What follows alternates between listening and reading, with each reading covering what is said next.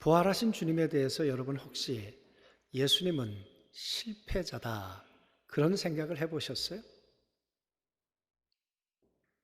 부활하신 예수님은 성공한 분이 아니시다 그런 생각을 해보신 적이 있느냐고요. 여러분, 예수님은 무덤을 열고 부활하셨어요. 빈 무덤을 보여주셨어요. 그러나 제자들은 예수님이 아직도 무덤에 있다고 생각했어요.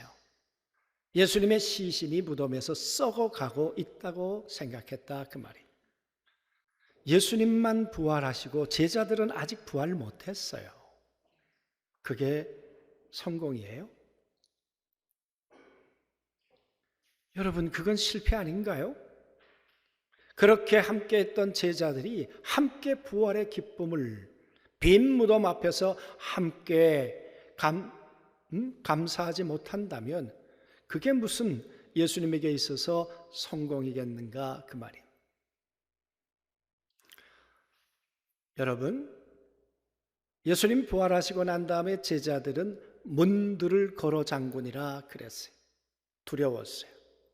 로마의 군인들이 두려웠을 것이고 종교 권력자들이 두려웠을 것입니다. 그리고 군중들이 두려웠을 것입니다. 예수님을 못 박은 사람들이 우리에게 해를 끼치지는 않을까 그런 두려움이 제자들에게 있었겠죠.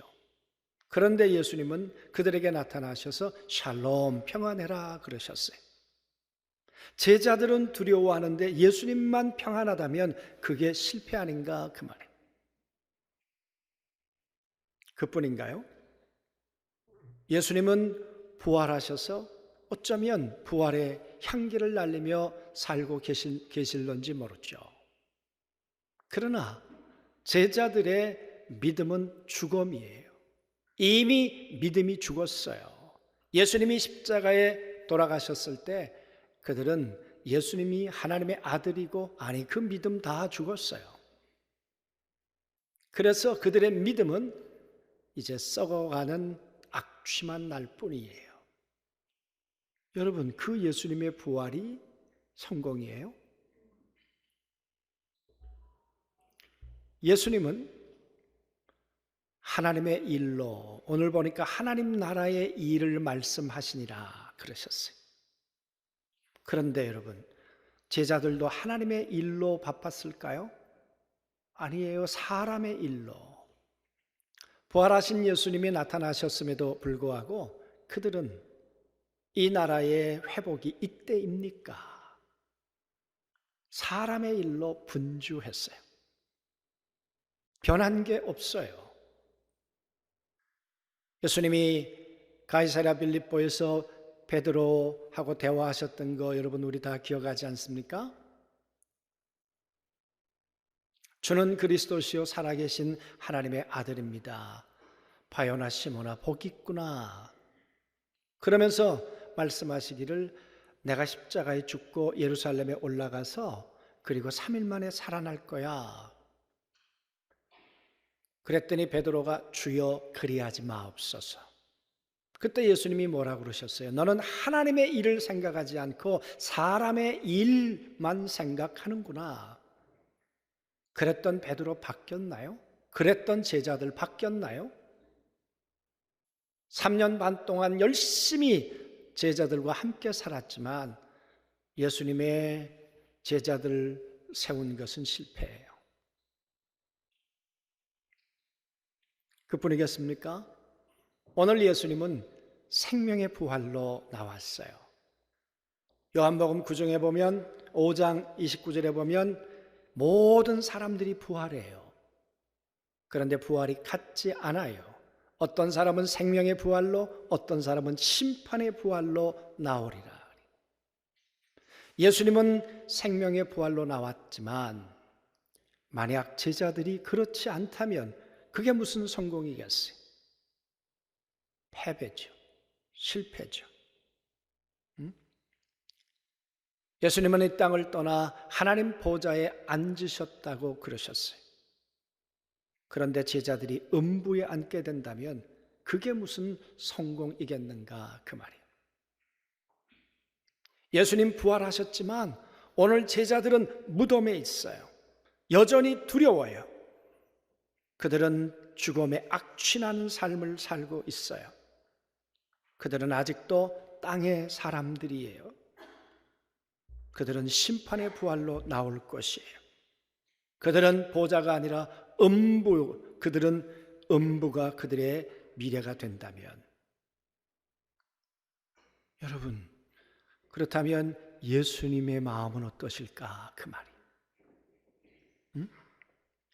예수가 혼자만 부활했다면 그건 실패한 것이죠. 33년의 수고가 실패한 것이죠. 3년 동안 물론 공생의 사역을 하셨지만 이 땅에 오신 33년의 생애가 의미가 없고 3년의 삶이 덧없는 것이죠.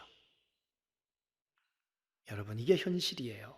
예수님 부활하셨고 제자들은 아니고. 그러면 여러분, 부활하신 예수 그리스도는 무슨 마음이고 무슨 일을 하셔야 되는가 그 말이에요.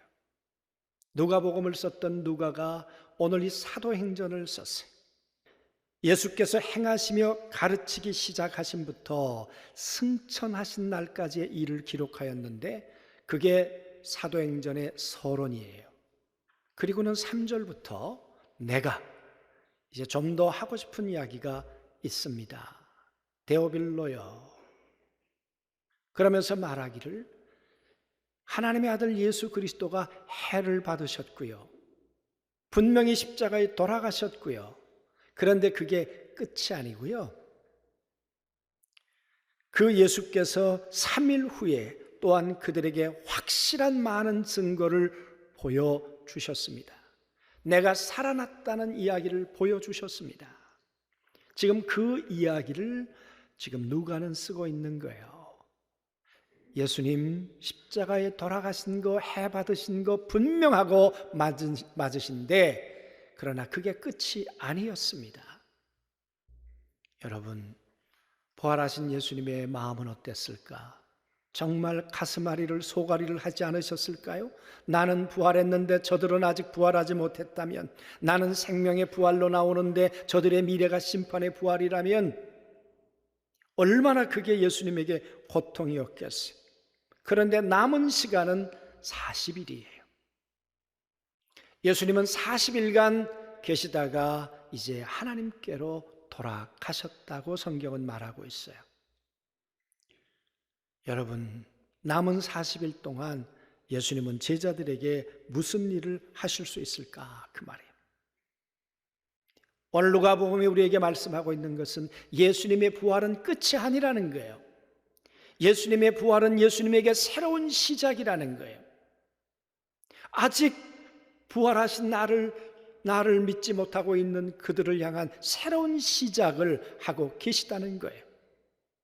부활은 나와 함께 했던 제자들을 잊어버리는 것이 아니라 그들을 다시 찾는 것이고 다시 그들을 그리워하는 것이고, 부활을 믿지 못하고 있는 그들을 유기하거나 그들을 버리는 것이 아니라 다시 그들을 만나는 것이고 그들과 다시 재회하는 것이죠. 그리고 그들하고의 재회가 다시 40일간 만나는 걸로 끝나는 것이 아니라 영원한 부활로 함께 가기를 갈망하는 것이죠. 여러분, 부활은 예수님에게 있어서, 제자들에게 있어서 상처가 아니라 회복이기를 원하셨던 거죠. 그래서 오늘 말씀에 보면 그렇게 40일 동안 친히 살아계심을 확실한 많은 증거로 보여주셨다. 그 말은 지독히도 안 믿었다 그 말이에요. 부활의 증거를 보여주어도 부활을 받아들인다는 것이 너무 힘겨웠다 그 말이에요. 너무 힘겨웠다. 그러나 40일 동안 예수님은 제자들에게 확실한 많은 증거를 보여주셨다. 그리고 하나님 나라의 일을 말씀하셨다. 여기 일이라고 하는 것은 관사예요. 그러니까 하나님 나라의 이것저것들에 관해서 하나님이 말씀해 주셨다 그 말이에요. 부활을 믿지 못하고 있는 제자들에게, 엠마오로 가는 제자들에게 예수님이 나타나셨어요. 당신들 무슨 얘기하고 지금 있습니까? 그랬더니 그일, 아니 예루살렘에서 있었던 예수의 얘기를 모른단 말이요. 그래요? 무슨 일인데요? 아니 하나님의 아들이 나사렛 예수가 죽었는데 살아났잖아요. 여러분, 아직 그들의 눈은 열리지 않았고 예수님을 보지 못했다 그랬어요. 부활의 주님을. 그때 성경은 이렇게 말하고 있어요.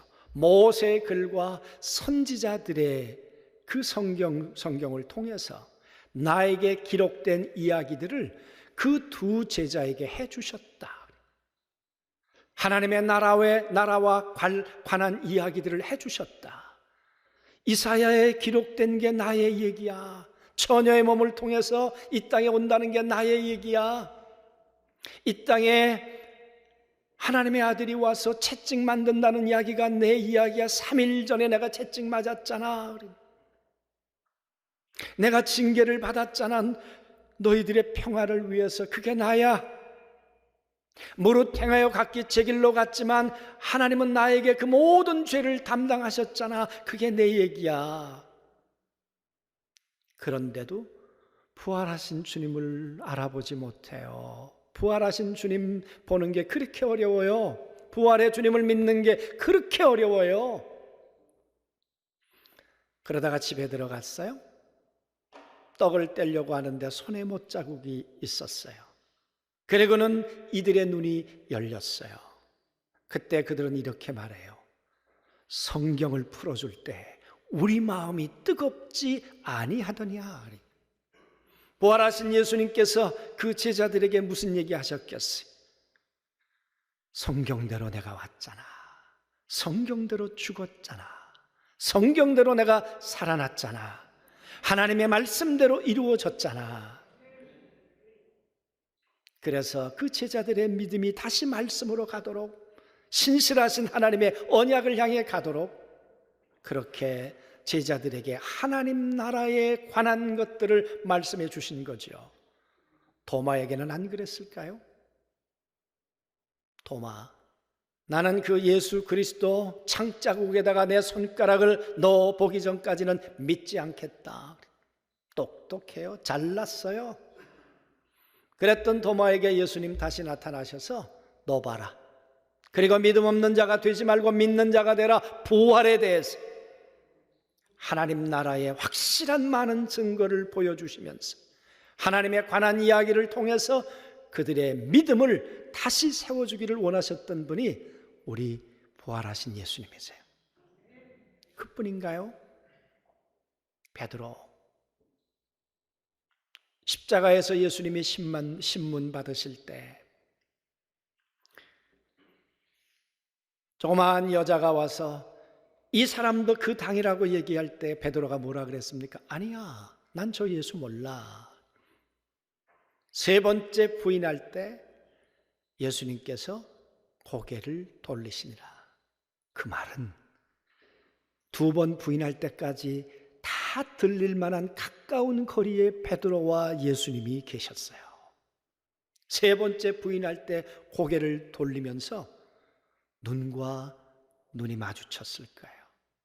그 눈빛, 베드로는 부인하고 예수님은 어떤 눈빛이셨을까? 베드로야, 내가 나를 지금 부인하고 있다마는 너는 다시 일어날 거야. 그렇게 말씀하셨잖아요. 그 예수님의 말씀이 생각나서 얼마나 그 밤이 고통스러웠겠어요.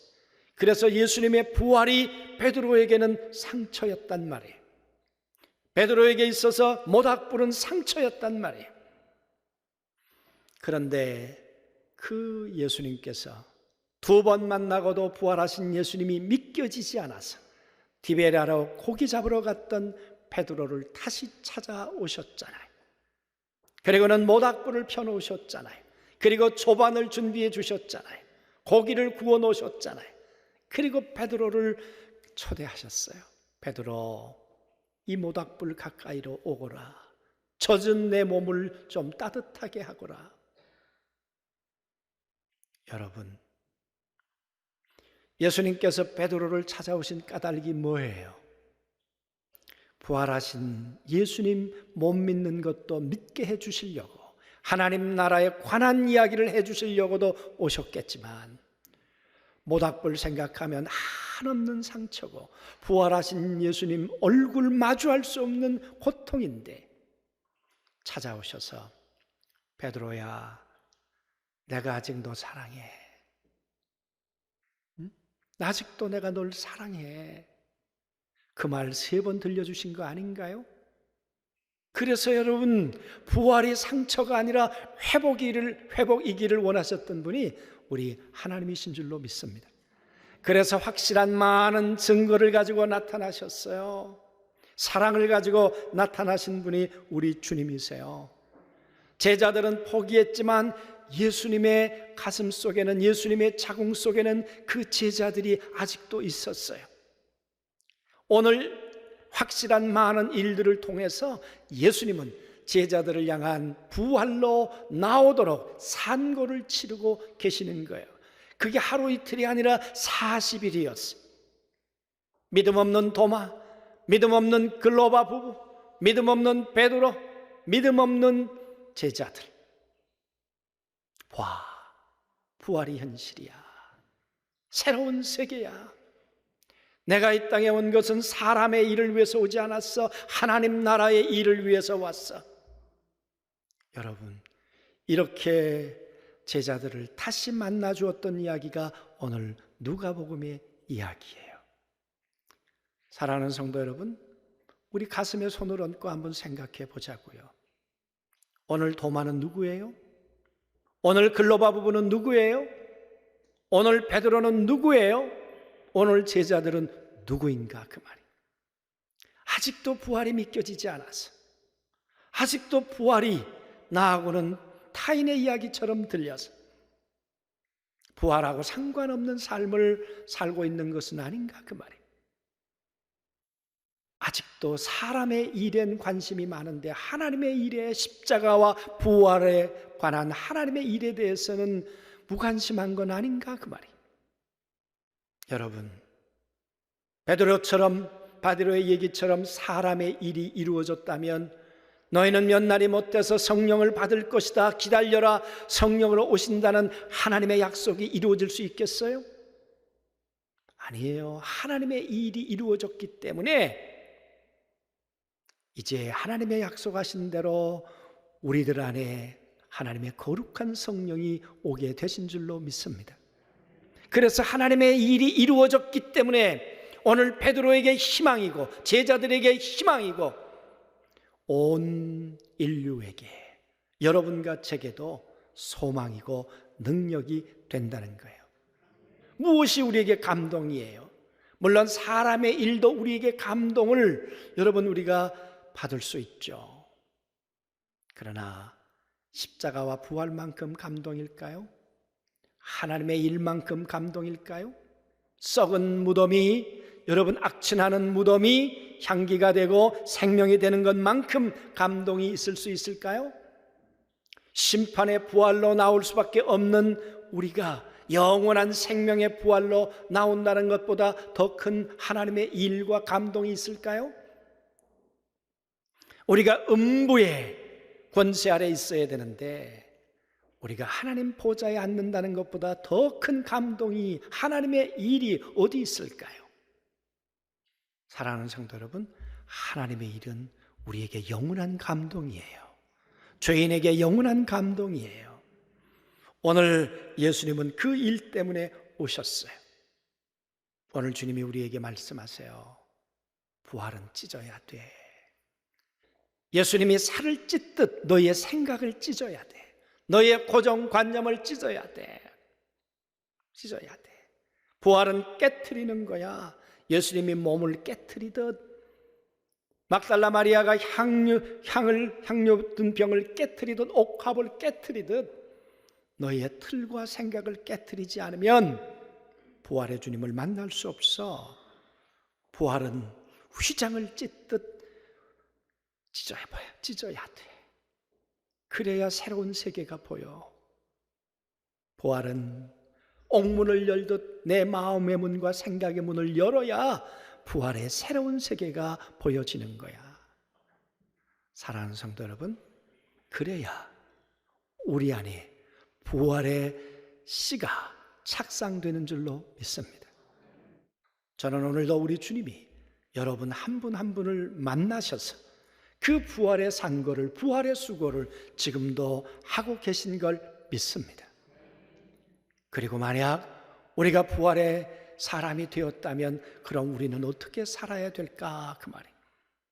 우리 오장로님이 오늘 기도하실 때 나만을 위해서 산다면, 나만을 위해서 살아났다면 무슨 의미가 있겠는가? 나누고 섬기고 살아야지. 기도 가운데 그런 기도하셨어요.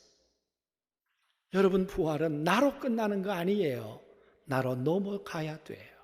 넘어가야 돼요. 부활의 복음이 넘어가야 되고요. 우리 안에 있는 이 주머니가 부활을 위해 쓰여져야 하고요. 우리의 건강이 부활을 위해 쓰여져야 하고요. 이 복음을 위해서, 하나님 나라를 위해서. 여러분, 우리가 그렇게 쓰여질 수 있게 되기를 바랍니다. 여러분, 우리가 한 2달 정도 이렇게 인터넷 예배를 드리면서 영적으로도 참 많은 위기이고, 또 여러분 사업이나 가정적으로도 위기를 겪고 계시는 분들 여럿 계시겠죠. 교회도 또 여러 면에서, 여러 가지 면에서 또 위기가 있기도 하는 것 같아요. 그 가운데 한 가지, 우리가 돕고 있는 선교사님들, 우리가 돕고 있는 개척교회들을 위해서 여러분이 선교헌금 하시는 것이 조금 줄어서 참 돕고 있는 일들이 조금 좀 어려움을 겪어요. 그래서 제가 여러분에게 한 가지 제안을 좀 하고 싶어요. 그냥 편하게 들으시고 여러분 마음이 허락하시는 대로 하시면 돼요. 제가 어제 사무실에 갔더니 그 재난 무슨 그 돈 받는 거 그거 신청하라고 그래서 나는 솔직히 아직까지 갈등하고 있다. 그걸 받아야 될까 말아야 될까, 신청해야 될까 말아야 될까. 이거 다 우리 후대들 빚이 될 텐데 이걸 받아야 될까 말아야 될까. 그러면서 제가 마음에 무슨 생각을 했는가 하면, 그거 받아가지고 나보다 더 힘든 사람들을 위해서 쓰지 뭐. 그런 생각이 들어서 제가 그거 신청을 했어요. 그러면서 이거 그대로 내가 나보다 더 어려운 사람을 위해 쓰면 좋겠다. 받은 셈 치고. 내가 그거 가지고 밥 먹을 수도 있는데 밥 먹은 셈 치고 내가 나보다 더 어려운 분들에게 내가 사용하면 그것도 좋은 일 아니겠는가. 그래서 여러분 우리 개척교회나 또 방송 선교나 또 해외 선교나 사실은 도울 일이 많아요. 그리고 우리 백성경 선교사가 인도네시아에서 그 뇌종양 치료하기 위해서 또 왔어요. 그래서 거기도 돌봐야 돼요. 혹시 여러분들 가운데 내가 받은 셈 치고, 그래서 만약 그렇게 하기를 원하신다면 우리보다 더 어려운데 사용될 수 있지 않을까 마음이다. 그런 생각이 들었어요. 제가 지난 주간에 친구 목사한테 전화했더니 어려운 교회에 있으면 좀 추천해줘. 그래서 제가 3교회 추천했어요. 그랬더니 후배들에게 전화가 왔어요. 100만 원씩 3명이 받았다고. 근데 그 교회가 상가교회예요. 월세 내는 교회예요. 참 내가 부끄럽고 내가 고맙고 그렇다 그랬어요. 여러분, 우리보다 더 어려운 곳으로 여러분 흘려보내는 것이 부활의 삶이에요. 오늘 예수님 그러셨잖아요. 나만 부활했다면 실패야. 나만 잘 살았다면 실패야. 나로 인해서 너도 살아야 돼. 우리도 살아야 돼. 그게 부활의 삶이고 하나님이 우리를 축복하시는 삶이 될 줄로 믿습니다. 이 부활의 삶이 하나님의 거룩한 성령 안에서 우리 안중교회 성도들 안에 풍성하게 이루어지실 수 있게 되길 주의 이름으로 축복합니다. 아멘.